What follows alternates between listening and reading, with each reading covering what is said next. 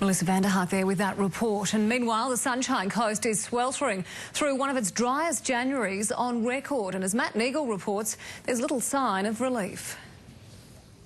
During one of the driest starts to the year on record, food supplies are running low in the Sunshine Coast hinterland and dams are turning to dirt. It's extremely low. I don't think it's ever been that low. It's very sad to see. In Karoi, water tanks are empty. Yeah, it's pretty bone dry. Got nothing. Carters are doing a roaring trade at $180 a load of liquid life. They've been filling up non-stop since August. Yeah, the company's been flat out since mid-August, and the demand for water is just increasing. We can't get it to the people fast enough. 10 years ago was the last time the Sunshine Coast was so dry, only receiving 11 millimetres in January.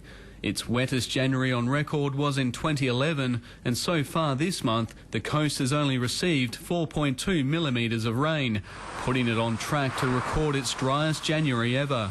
The Bureau says there's a 90% chance it'll rain on the Sunshine Coast in the next week, and they're forecasting a wet Australia Day long weekend.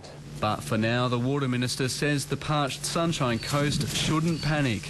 There is no reason to be concerned about a particular region running out of water because the structure exists, the grid exists to ensure that will not happen. The seasonal outlook is for more dry weather, far from ideal for firefighters. It's been a very bad fire season so far, and it's unusual that we're still fighting fires in January. The Weather Bureau still predicts 3 to 4 cyclones for Queensland this summer, with an above-average wet season. But in parts of the southeast and on the Sunshine Coast, the best way to find water in the next few weeks, a day at the beach. On the Sunshine Coast, Matt Neagle, 10 News.